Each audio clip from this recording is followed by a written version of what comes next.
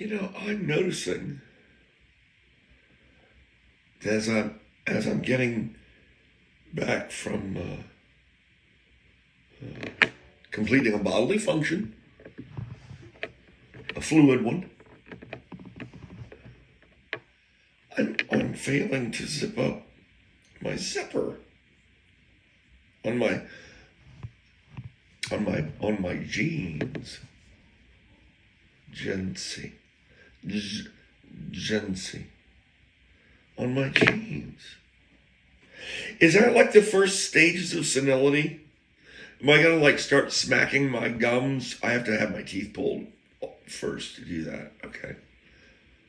Yeah, I'm failing to deploy, undeploy, re-embark, bring up, raise. That was naughty of me, wasn't it? Raise my zipper.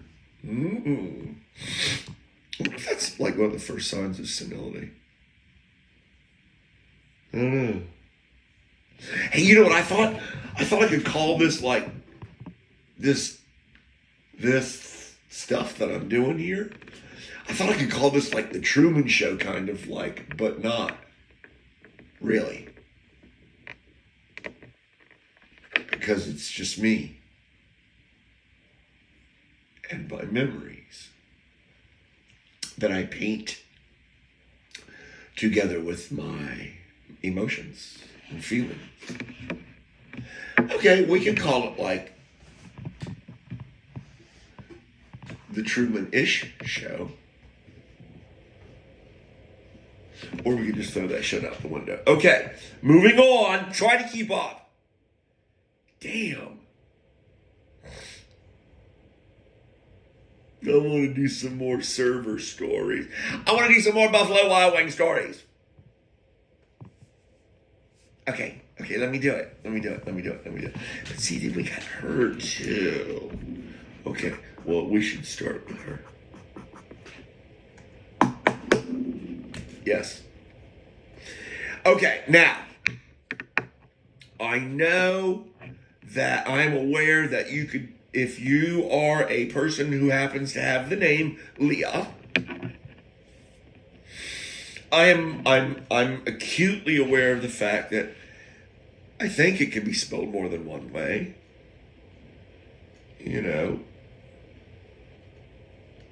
I guess, right? You could have an H or something, maybe no H's at all to be found. You can spell Leah probably more than one way, right? Okay, so never mind. That's not really the important part of Leah. Leah is a Buffalo Wild Wings personality. And Leah's a beautiful child of God. Yes. Yes, she is. Anyway, I like to pluck. Maybe you've detected that, and I've alluded and even confessed to it. One of the many talents passed down from my mother. Beyond finding out where the knife in the room is for me. You heard me speak about that.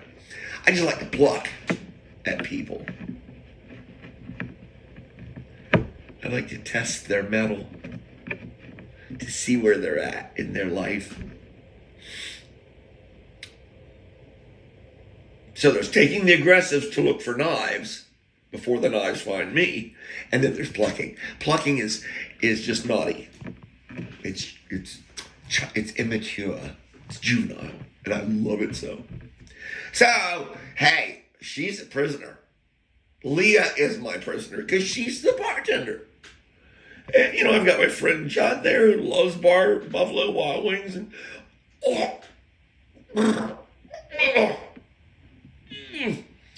and prefers Buffalo Wild Wings nowhere else on the face of the planet. Okay. Gather yourself, boy. Well,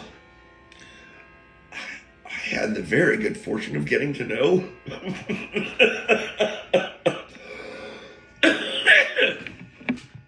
one of my captees, because I'm the customer. I'm eating those lousy ass chicken. Oh, my club sodas with my twist of lime. She can't go. She can leave for a while, but she's got to come back because that's her bar. So, in effect, I have a captive audience. Prisoner of love. I have a prisoner of love here by the name of Leah. Now, here's where some of us are going to go one way, and I know some of us are going to go the other. Because as I began to know Leah, I began to become quite fond of this young lady. Most fond indeed of her soul. It was time to get chummy wummy woo and start picking at her. And I said, Leah is a diphthong. Oh, wait a minute. Which one? Which devil's advocate did I play? Wait, I'm pretty stoned. Hold on. Did I say Leah? It's polysyllable. And it's a diphthong. Yeah, that's got to be the way it goes. Okay, yeah, she took as I began to attack her vehemently on the workings of her name, Leah, she took the polysyllabic route. Yep, see, that's God's angel bell of affirmation. There it is. Daddy, I love you, and your timing is beautiful. Have I told you that lately? That was probably from my attorney. Okay, we don't want to touch that one today. He gets his own little, special. Or it could just been a ha-ha. I digress. So, I've got this captive audience, and I begin to tell her from my vast, wild, worldly wisdom of my advanced years and just my supreme knowledge in general. When my vast humility will allow me to speak of my tremendous knowledge of things in general. And I began to inform her that her name, Leah, was actually a diphthong. And she took the polysyllabic side of the debate. Because it's still a debate for me, Gangaroo. Okay? I'm still hanging with the diphthong here. Diphthong girl. I began to call her Diphthong girl. What a sweet, wonderful young lady. I am more for knowing her than less.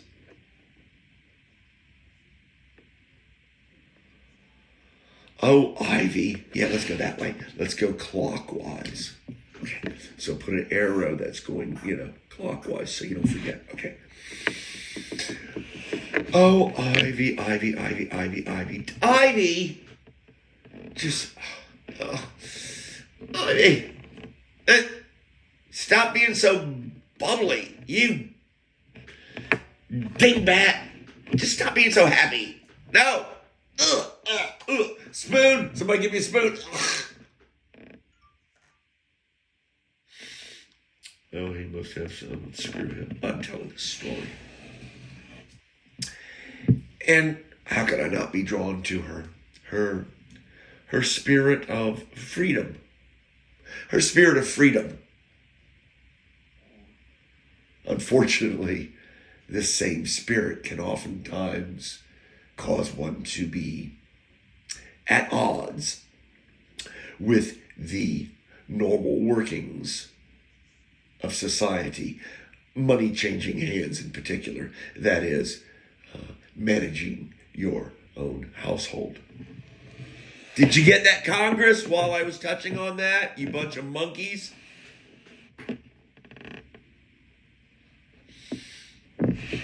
She has 5 children. One, I think, special needs. One was, and I want to say that there's more than one father to the children. So,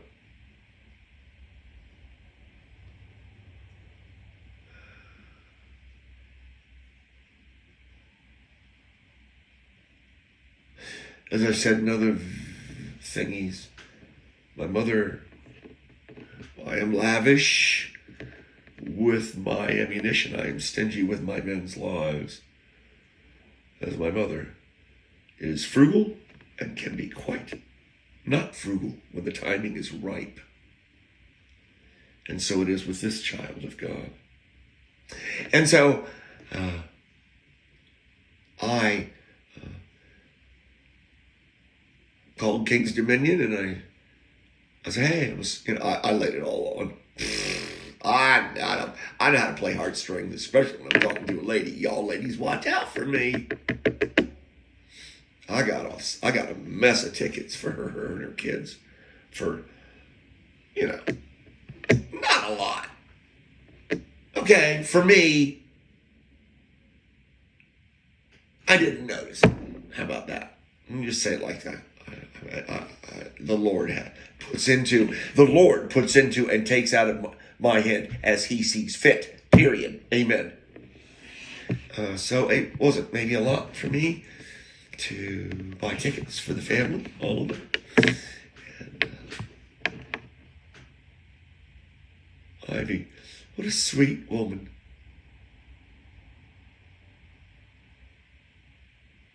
Yeah. Loose and fast, kind of leads her life. But she's so free, her spirit. But she's paid for that.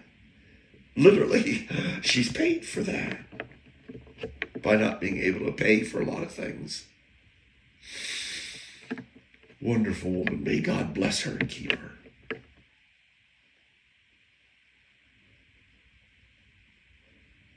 This girl kind of like Ivy. All right. Now, Ivy, if you ladies ever hear this, you know I love all of you. You know that. As much as you hate it. Because you know this old man loves you. You hate it. Because you know it's got Daddy's love. You felt it. So this is this barista. Can you call them that at Buffalo Wild Wings? Well, why not? I'm going to call her Bruce. There's this bartender, by the name of Lucy. I believe I had extracted her age by then of 32, 30-something. Have I told you that I'm kind of shallow when it comes to women? Yeah.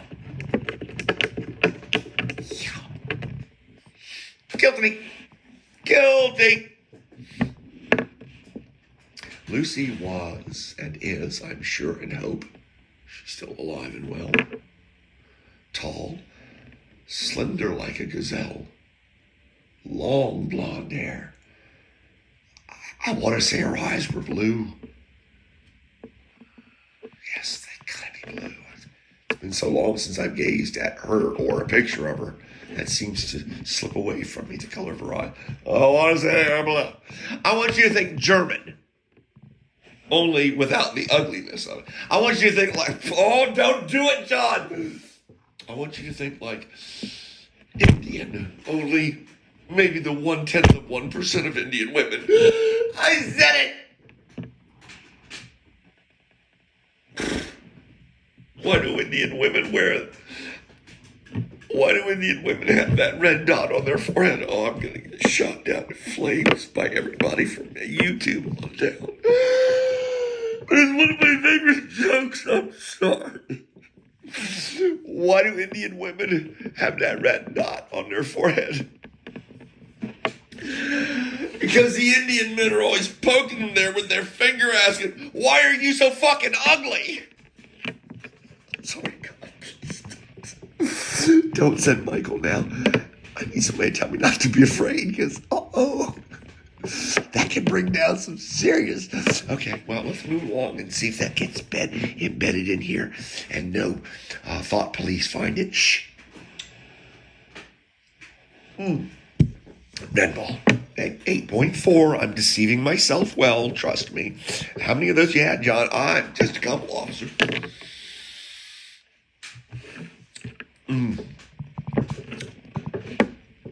5 kids.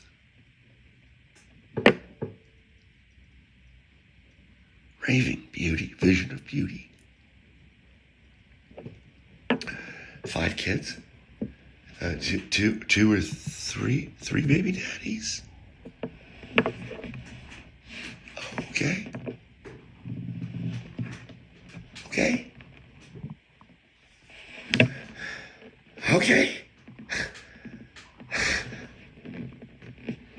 I'm telling you, gang, this young lady, it's penthouse material there, I said it. She was on the slender side, certainly right in my wingman's wheelhouse, but penthouse material. I'm like, okay. As I'm learning hers, because I'm going to Buffalo Wild Wings because of my wingman, my substitute, my other wingman. Oh, okay.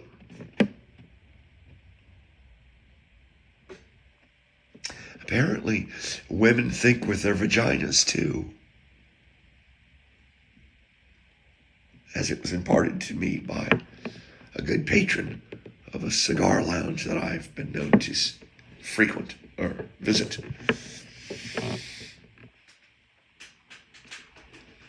Let's end up with Brook. She's the identical twin, the doppelganger of the young lady at the grill, the steak grill. I told you about another story where I acted a complete bit of a moron, being my dorky self, my plucky self. Brook is beautiful. Beautiful young lady.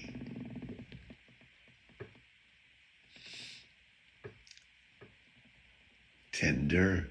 I can feel it. Sentient, tender.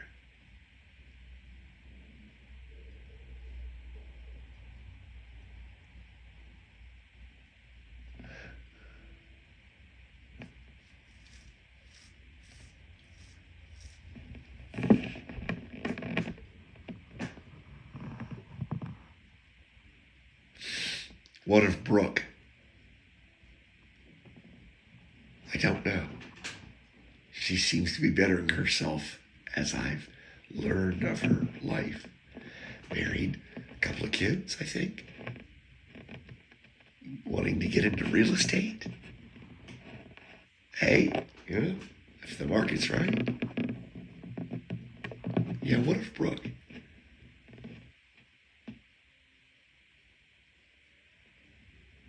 I've just told you about 4 beautiful women.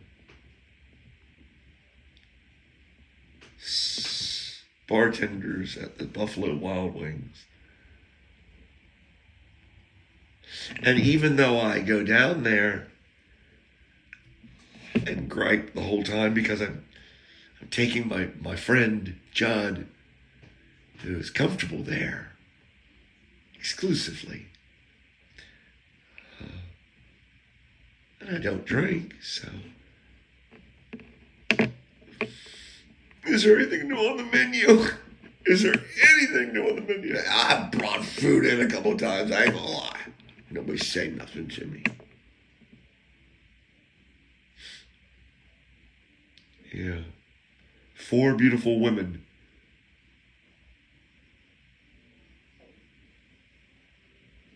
And as I look at each of them, as I've brought them to you and held them out before you, as I'm taking an aggregate sum of their lives, all 4 of them don't we all have things that we wish were different? But as I look at the 4 of them, I think I can see some of the things for each of them that they wish were different. But it is now. It is always now. It's an eternal now. And so within the moment, you work with it Think about it. Your life is from the time you open your eyes until the time you close them. Every time. That's the entirety of your life. Think about that. The memories that you're carrying around with could just as easily be files that have been downloaded to your brain. I'm throwing it out there, but if you look at memories like that, and you treat each day as individual, it's the entirety of your life. From Rasyet to Zakat. I hope I said from morning to sunset.